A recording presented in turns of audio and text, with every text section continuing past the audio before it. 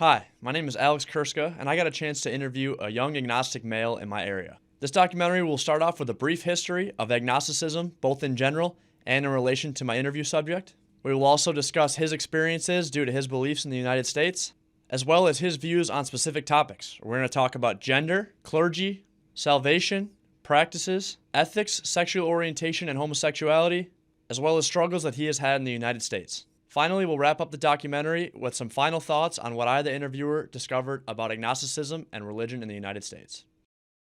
Alfredo Marron is a 21-year-old active-duty U.S. Navy sailor currently stationed on Diego Garcia, a Navy base in the middle of the Indian Ocean. Marron is originally from Orlando, Florida, and other than being in the middle of an ocean and an isolated area, he's got something that's a little different than the traditional 21-year-old American male. Marron identifies as agnostic, a term that comes with some stigma in certain parts of the world, including the United States. Merriam-Webster Dictionary defines agnostic as a person who holds the view that any ultimate reality such as God is unknown and probably unknowable. Although Marron has a slightly different, more simple answer when asked the same question. What do you define agnosticism as? I would believe agnostic means you're open to the idea that there could be a higher power, but you're also open to the idea of the opposite. So you're kind of just sitting in the middle, just content. That's what I would say. Marron admits that it was actually an older sibling that got him thinking about being agnostic. At what point did you discover you might be agnostic? I think it was when my older sister, she's a year older than me, so she was always more progressive and stuff, so I just kind of followed her lead. So when I was 13 or 14, she was telling my parents oh, I don't believe in God, I'm atheist. I'm like, that's hardcore.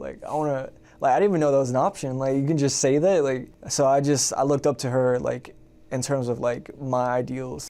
That inspiration from his sister allowed Marron to start questioning his parents' religion of Christianity as well as other religions around the world. My parents aren't as religious. They say they are, but they're not practicing.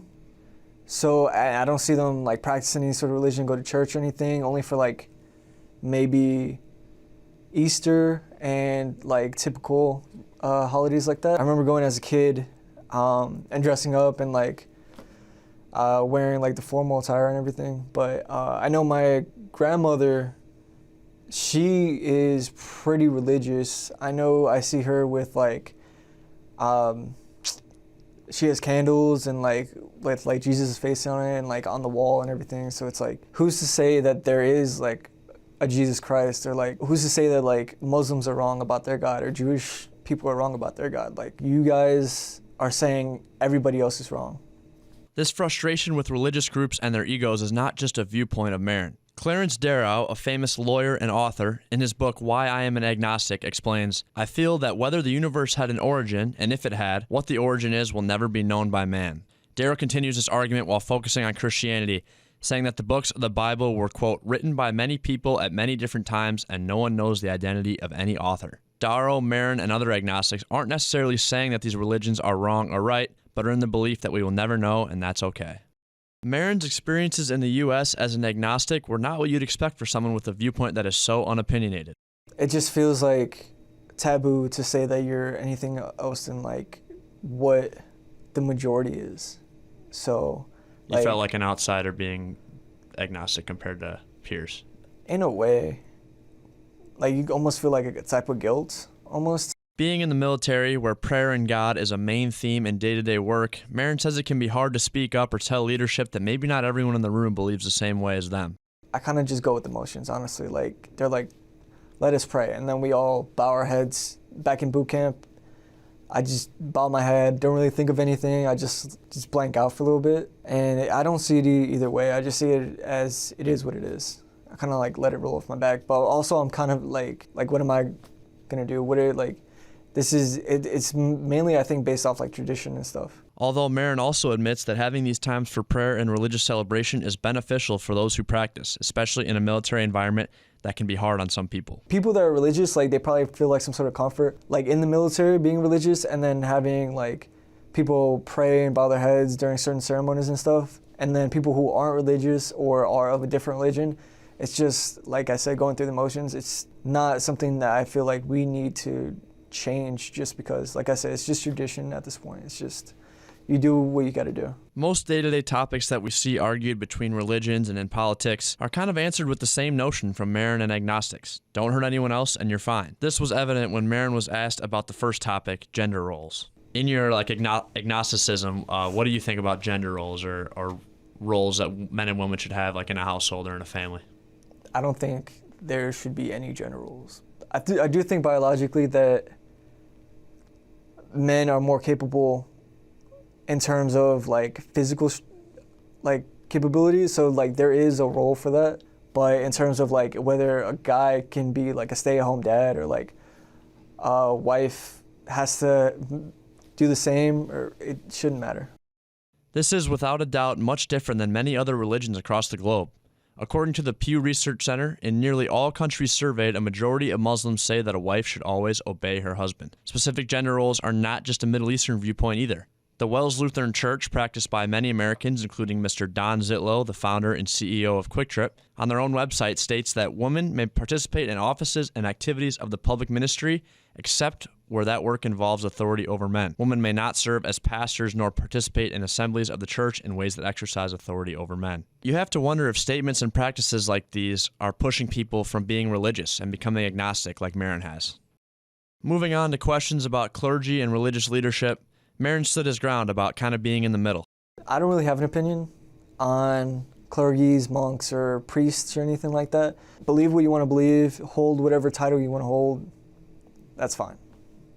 Just try not to push that on other people. Don't force it on others. Yeah. Agnosticism is kind of an individual religion with not much group practice or churches, so clearly there's no need for a rabbi, bishop, or a pope. Next, and for some, the most well-known or controversial about agnosticism, Marron was asked about his opinions on salvation and what happens after death. Without further proof of there being a God, I would say there is no salvation. We are what we choose to be right now in this life. So unless it's proven otherwise, I would say just be the best person you can be, in this moment. What kind of has led you to that opinion? I mean, that would be more an atheist answer. But what I'm saying is, we don't know that. So if there is something, then you better be the best you can be either way. So just try to be the best person to make it to the afterlife, or just to affect people positively on this earth right now. This is also likely an appealing and admirable viewpoint of agnosticism. While other religions argue if heaven is real and how to get there, agnostics are focused on the now and are okay with the fact that we don't really know for certain. The next question was about practice. What do agnostics do to practice their viewpoint or practice their belief?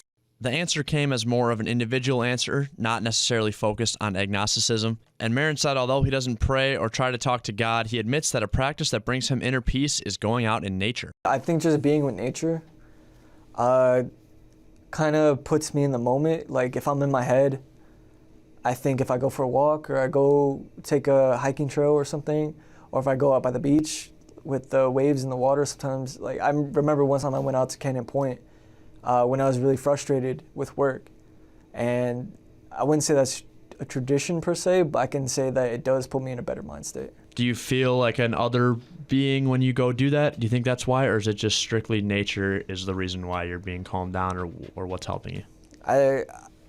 It's hard to say, but I feel like with the technology today, it has a way of disconnecting us from the world. So I think going out there and being a part of nature and breathing fresh air, not being cooped up in your room, definitely puts you in a better mind state regardless. Interestingly enough, this is a very Buddhist practice and idea. The Insight Meditation Center explains that a long tradition in Buddhism is an intimate interaction between nature and people, and the health of people physically is closely tied to the health of the environment. Marron actually alludes to Buddhism as a possible later endeavor in life. I think that's why I'm interested in maybe practicing Buddhism or learning more about it in the future. I'm into like philosophy, and a lot of philosophy goes hand in hand with like religion and stuff. So I can see myself studying philosophy in like a college course or like a small psychology class, and then like along with that it comes with like Taoism, Buddhism. I would like to learn more about like more, I would say, Eastern philosophies than anything, like Stoicism or like yeah, stuff like that. Not so much the Western, like traditional American stuff like Christian Judaism, like nothing like that. I feel like a lot of that is like very cookie cutter, and I'm not really into that. Another topical debate is the role of religion in people's ability to act ethically. So is it possible for people to have morals and be ethical without a specific religion or a specific God helping them through the way? I think you can. I think you can be ethical without some sort of religious backing or like just being any type of Bible or like scripture or anything. As long as you try to not restrict people's freedoms, and whatever you do with your actions, it doesn't affect other people in a negative light or in a negative way, physically, mentally, emotionally. I just say you can do and be whoever you want. When you're stuck in a tough decision, you don't know what's right, what's wrong, what to do. Like, what do you go back to? Do you go research it online? Do you go talk to certain people? Who's kind of your like help when it comes to ethics? When it comes to ethics, I feel like everyone's flawed, especially myself. So I tried to get it from an outside perspective, but I'm a very private person. So I tried to take it to someone I know that will keep it between us confidential. So I usually go to see the Fleet and Family support officer on base here. The final topic we discussed was Marron's viewpoints on sexual orientation and homosexuality. This was easily the most opinionated Marron was on any of the topics. I think I agree with biology, like male and female. So I don't agree with when someone says like they're non-binary. But if someone were to say that they were gender fluid, like I'd be like, that's impossible. You can probably be more masculine, and then the other day, or like in another period, like feel more feminine. But I don't think you can say that you're in between or either or. You're either one or the other. Although Marron has his personal opinions on sexual orientation, he also believes that people with non-traditional genders or homosexualities are important to the world. What do you feel about homosexuality? I think anybody can be whoever they want to be. I mean, I'm like super into like pop culture and stuff and like science fiction, but like when I think of it, what if we met like another life form? Like, would we give them rights? Like, would we allow our species to like intermingle? Like, would we try to restrict them from like associating with like our species in any bit, like with culture and everything? So it's like, I think about it like if we were in like Star Wars or like Star Trek or something. It's like, what am I trying to say? I'm trying to say that, I don't know, those like fictional places and worlds and like characters, they all intermingle and it just that's what makes the world like interesting. So I think whether you're gay, bisexual, or straight, like I think you have a place in this world, and it makes the world more interesting. Marron has no shame in admitting that he struggles with certain parts of being agnostic. This includes sometimes feeling a lack of a sense of meaning in life. Anthropologist Clifford Geertz described religion as a way of giving our individual and collective lives a sense of meaning. Another theory of religion that is applicable is William James's variety of religious experiences theory. James argues that religious experiences are just human experiences. Therefore, there is no difference between religious happiness and general happiness. Marron and agnostics around the world find this to be true, and it is one of the many reasons they choose to have this viewpoint. I hope you enjoyed our interview with Mr. Alfredo Marron. To wrap things up, I learned a lot about agnosticism throughout this interview and research process. I think that some people, including myself before this project, may have had preconceived notions that agnostics were God haters that didn't want anyone to go to church. This couldn't have been farther from the truth. In reality, they're some of the most unjudgmental, unopinionated, peaceful people on the earth. The opinions they do have and actions they do take are usually motivated by individual motives rather than by a group or church mentality. I also learned that Marron and other agnostics can be very open to change in the future. In the middle of the interview, Marron even started talking about Buddhism and why he may practice that down the road.